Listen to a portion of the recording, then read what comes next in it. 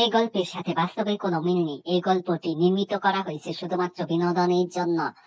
গল্পের নাম আপুর বয়ফ্রেন্ড, পর্ব 5, লিখেছেন নীল আকাশ। নিশাত আমার কোমরে ধরে আমাকে কিচেনে সেলফে উঠিয়ে বসায়। ওহ, আমার মনে যেন উতাল পাথাল নদী বয়ে চলছে। আমি কোনো কথাই আর বললাম না, শুধু মাথা নিচু করে বসে আছি। নিশাত তার হাতে মলম নিয়ে আমার হাতে আলতো করে লাগিয়ে দিতে থাকে। আমি চুপি চুপি নিশাতে ওই মিষ্টি মাখা মুখের দিকে তাকিয়ে থাকি। আজকে আমি নিশাতকে এত কাছ থেকে দেখলাম, এত সুন্দর আর স্মার্ট। আপনাদের কি দিয়ে বুঝাই, যে কোনো সমপ্রেমী দেখলে পাগল হয়ে যাবে। হঠাৎ নিশাত আমার চোখে চোখ রেখে বলে, আমার কফিটা নিয়ে আয়। বলেই হন্তদন্ত হয়ে চলে যায়। আমি তো ওনার যাওয়া দেখে রেগে মেগে একাকার। এটা মানুষ না বন মানুষ? এমন একটা রোমান্টিক সিনে কেউ এমন ভাবে কফি আনতে বলে? ভাবলাম মনে হয় কিছুটা দুর্বল আমার প্রতি। সবকিছুতেই জল ঢেলে দিল। আমি কফি নিয়ে আসতে আপু ভেতরে আসলো। আপু আসতেই নিশাত আপুর কাছে গিয়ে বলে, ফোন বাসায় রেখে গেলে কেন তুমি? আপু অবাক হয়ে বলে, কখন আসলে তুমি? আর রাফি, তুই কফির মগ নিয়ে দাঁড়িয়ে কেন? আমি রেগে কফির কাপটা টেবিলে রেখে রুমে চলে যাই। বেশ কিছুক্ষণ পর আপু রুমে এসে বলে, কতটুকু পড়েছে তোর হাত? দেখতে দে আমায়। আমি হাতটা এগিয়ে দিয়ে বলি, বেশি না, অল্প একটু।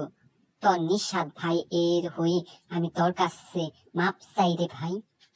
জানি না ও কেন তোর সাথে এমন করে। আমি ভুকুসকে বলি, চলে গেছে নিশাত ভাই? হ্যাঁ, কেন? না মানে এমনি বললাম। আচ্ছা তুই যা, আমি পড়বো এখন। পরের দিন ভার্সিটিতে আমাদের একটা প্রজেক্ট দেওয়া হয়। কালকের মধ্যে প্রজেক্টটা জমা দিতে হতো। আমি আর নিশো সারাদিন ল্যাবে সেটা নিয়ে কাজ করি।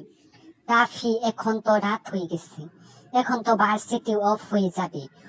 সেটাই ভাবছি নিশু। আর কালকের মধ্যে জমাও দিতে হবে। সবাই মিলে ডিসাইড করলাম আজকে নিশুর বাড়িতে সারা রাত কাজ করব। আমাদের গ্রুপের সবার বাড়িতে কিছু না কিছু সমস্যা ছিল, শুধু নিশুর বাড়িতে কোনো সমস্যা ছিল না। আর ওর ঘরটাও নাকি বেশ বড়। আমি দৌড়ে আপুর কাছে এসে বিষয়টা বলি। আপু রাজি হয়ে যায়। বাসায় এসে রেডি হয়ে কাগজপত্র সবকিছু নিয়ে বের হয়ে যায়। বাইরে নিশো ওয়েট করছিল। ওর বাসা আমাদের গ্রুপে সবাই চিনি, শুধু আমি ছাড়া। ওর বাসা ঢুকতেই আমি তো অবাক। আমি রেগে বলি, আপনি এখানে কি করছেন? আপনি নিশ্চয় আবার ঝগড়া করার জন্য আমার পিছু নিয়েছেন। নিশো, এই বদমাসটাকে তুই ঘাড় ধাক্কা দিয়ে বের করে দে।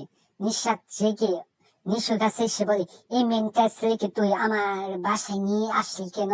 আমি অবাক হয়ে বলি, আপনার বাসা মানেটা কি? নিশু, এই এই নিশাত ভাইয়া এসব কি বলছি?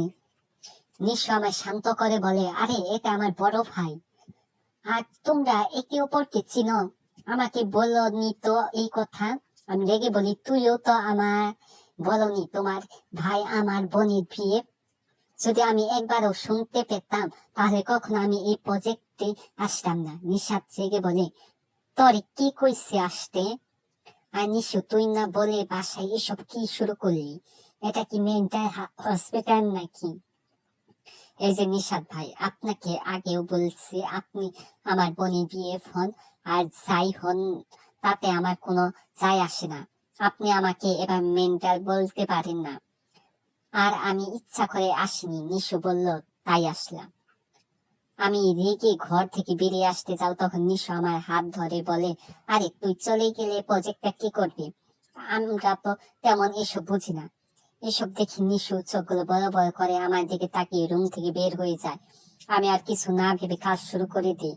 নিশুর মা বাবা অফিস থেকে এসে আমাদের অনেক কিছু খেতে দেয়। মাটা কত ভালো, আর সেটা একটা আস্ত খাটাস। এদিকে আমি বারবার উকি দিয়ে দেখছি খাটাসটা বাড়ি ফিরলো না কিনা। হেরে নিশু, তোর ভাইকে রাগ করে বাড়ি থেকে চলে গেল নাকি? আরে ভাইয়া কথা বলিস না, সে কখন বাড়ি আসে কখন যায় কেউ বলতে পারে না। বুঝলাম। আচ্ছা, আমার বোনের ব্যাপারে তোর বাড়ি মানুষ কিছু জানে না? না তো, শুধু আমি জানি ভাইয়া আরিফা নামের মেয়ের সাথে প্রেম করে। ভাইয়া না করায় আমি মা বাবাকে কিছু বলিনি। এমন সময় নিশাতের মা এসে বলে, বাবা রাফি চলো খাবি।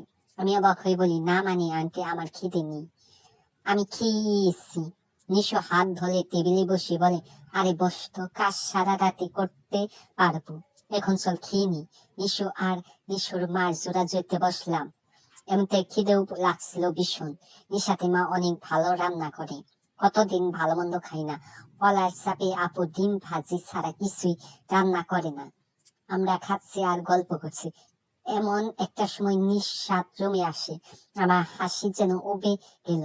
নিঃশ্বাস কিছুক্ষণ দাঁড়িয়ে থেকে বলে, মা, নিশুকে দিয়ে আমার খাবারটা রুমে দিয়ে যাও, রাত প্রায় 3টা বাজে।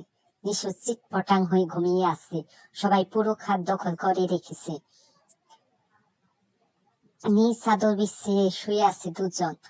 আমার চোখে এক ফোঁটা ঘুম নেই, আমি কাজ একা একা করছি, এখনো কিছুটা বাকি রয়েছে, সব কাজ একা একাই করছি। এই নিঃস্বার্থ কিছু বুঝেই না, আরো কাজে বোঝালো লাগায়। সারা হাত আঠা দিয়ে ভরে গেছে, হাতেও শক্তি পাচ্ছি না। এমন সময় নিশাত রুমে এসে বলে, এত রাতে তুই এখানে কি করছিস, বাড়ি যাসনি কেন? আমি এটা শুনে রেগে দাঁড়িয়ে বলি, সবার কাজ টুকু আমার একা করতে হচ্ছে, আমার হাতে পায়ে শক্তি হারিয়ে ফেলছি। আবার আপনি আবার আপনি বলছেন এত রাতে কি হয়েছে? আমি টেবিলে বসে খেয়েছি বলে আপনি খেলেন না, কোথায় ঘুমাবো সেটা নিয়ে টেনশনে আছে, আসার পর থেকে অপমান করে চলছেন। আজ এ পর্যন্তই, পরবর্তী পর্ব নিয়ে আবার আসবো।